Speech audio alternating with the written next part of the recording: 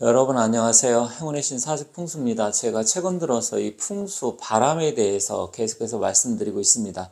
그만큼 풍수에서는 바람이 굉장히 중요합니다. 물론 이 바람이라는 것은 이제 우리가 느낄 때 더울 때는 시원하게 느낄 수 있지만 평상시에 이렇게 찬바람이 분다라든지 아니면 센 바람이 불면 그게 인체에 굉장히 영향을 미치기 때문에 이 바람을 가급적이면 좀 피하는 게 좋습니다. 그래서 우리가 집이라든지 어떤 자리도 사실 바람이 세게 불면 좋은 게 없어요. 그래서 바람은 적당하게 불어주는 건 좋지만 바람 자체가 세게 분다라든지 아니면 우리 집을 향해서 세차게 몰아친다라든지 아니면 사람한테 몰아치게 되면 건강을 해칠 수도 있고요. 또 평소에 바람이 많이 부는 계곡이라든지 아니면 고층 아파트, 해안가 이런 데는 그다지 좋지 않다는 점을 여러분들이 잘 이해하셨으면 좋겠습니다. 특히 건강하고 젊은 사람들한테는 뭐 그 정도 분다고 하더라도 금방 어떤 인체에 영향을 미치지는 않지만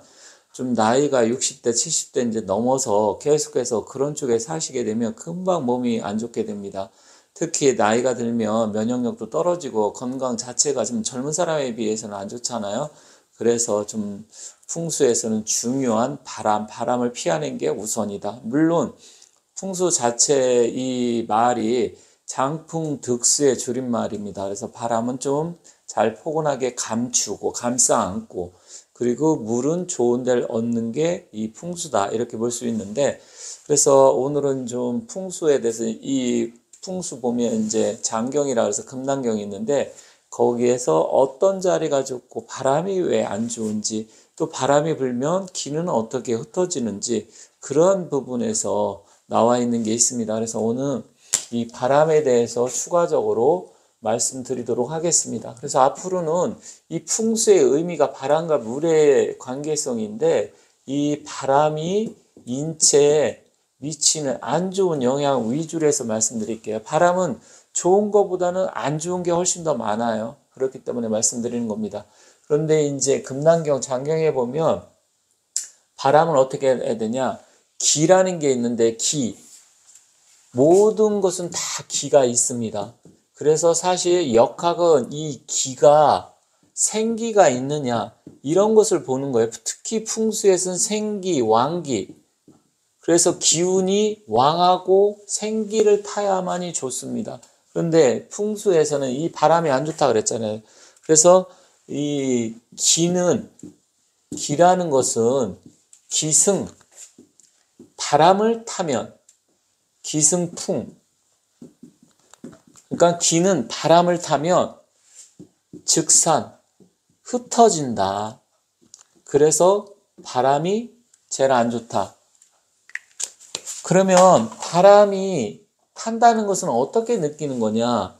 이 기라는 것은 바람을 타면 흩어지게 되는데 그러면 이 기가 바람이 타는 자리가 어디냐? 이것을 또 알아야 되잖아요. 그런데 기는 원래 또 기라는 것은 이 땅속으로 그러니까 땅속으로 흐른다 했습니다. 기라는 것은 이 기라는 게 땅속으로 흐르는데 기에는 5가지가 있어요. 오기라 그래서 그러면 이 5가지 기운은 우리가 일반적으로 명리학, 역학에서 말하는 목, 화, 토, 금, 수 어떻게 보면 이 오행을 나타내는 건데 이 5가지 기운이 땅속으로 흐르는데 땅 위에 바람이 많이 분다라든지 아니면 땅의 기운이 끊겼다라든지 하면 이 기를 받을 수 없겠죠. 우리가 기운이 있다 없다 분위기가 좋다 기분이 좋다 뭐 이런 이야기 다 하잖아요. 이게 다 기하고 연관성이 있는 겁니다. 그런데 이 기라는 것은 바람을 타면 흩어지니까 바람을 피해야 된다 이 말이잖아요. 근데 이 바람이라는 것은 그럼 어디에 많이 부느냐?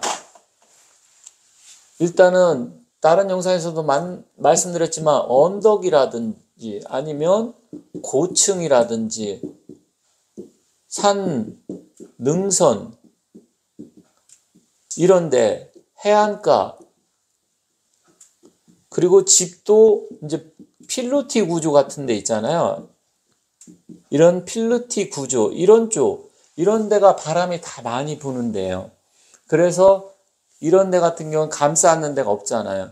특히 고층 아파트인데 주상복합을 해서 나홀로 아파트라든지 아니면 있어봤자 2개 내지 3개 동 있는데 그런 꼭대기층, 언덕, 고층, 산 능선, 해안가 다 바람이 세차게 부는데요. 그래서 이런데 기라는 것은 바람을 타면 안 좋은데 풍수에서 중요하게 보는 것은 다시 한번 말씀드리지만 이 기를 보는 건데 기는 바람을 타면 흩어지니까 결국 좋은 자리가 아니다. 그래서 바람을 좀 감싸 안으면서 바람이 안 부는 자리를 일단은 우리가 잘 살펴봐야 됩니다.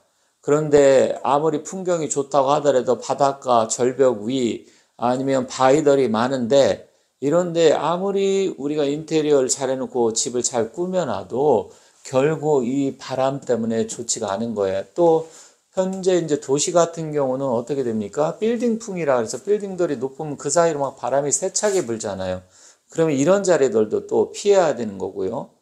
우리가 풍수를 잘 모른다 하더라도 이사를 갔는데 이상하게 그냥 창문 열으면 바람이 집 안으로 세차게 불어닥친다라든지 조금만 열으면 막 바람 소리가 막 심하게 진짜 귀신 울음소리처럼 나는 집들이 있잖아요. 그런지 안 좋습니다. 그리고 태풍이 온다라든지 조금만 바람 불으면 뭐 창문이 막 들썩들썩거리고 창문이 깨진다라든지 그런 집 안 좋은 거고 계곡 같은 게 풍경은 좋은데 이 곡살풍이라든지 골짜기에서 일어나는 거죠. 이 계곡에서 불어오는 그런 바람. 그래서 무조건 바람을 좀 안정적으로 아늑하게 감싸지는 지역을 우리가 선택을 해야지 아무리 인테리어 잘하고 비싸고 뷰가 좋고 한다고 하더라도 이런 부분이 심하면 결국 나의 건강을 해치고 우리 가족의 건강을 해치고 결국은 또 집안이 잘 되느냐 잘 되지 않습니다. 바람이라는 것은 모든 것을 산화를 시켜버려요. 그죠? 그러다 보니까 산화를 시키게 되면 어떻게 됩니까? 부식이 되고 사람도 바람을 세차게 맞으면 기운이 멍해지고 결국은 나중에 정말 중풍, 뇌졸중, 바람 맞는 풍 맞았다고 하잖아요. 그만큼 좋지 않은 거예요. 바람을 아늑한 게 굉장히 좋습니다. 그리고 이 기운을 흐트러 버리기 때문에 기운을 막 바람이 부면 세차게 막 흩어져 버려요. 그래서 바람이 많이 부는 집은 기가 모이질 않습니다.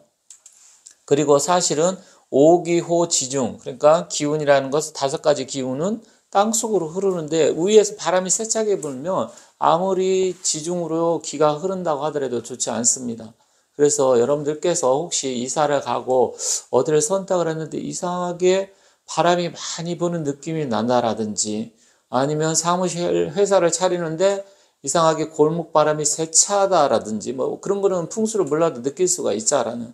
또 겨울에 보면 굉장히 북서풍이 세게 몰아쳐서 굉장히 춥다라든지 그늘이 너무 진다라든지 이런 부분은 우리가 풍수 전문가 아니어도 그 정도만 딱 느낀다고 하더라도 피할 수가 있고요. 필로티 구조 같은 경우는 그 1층에 주차하기 위해서 했는데 그 공간 사이로 바람이 세차게 몰아닥칩니다.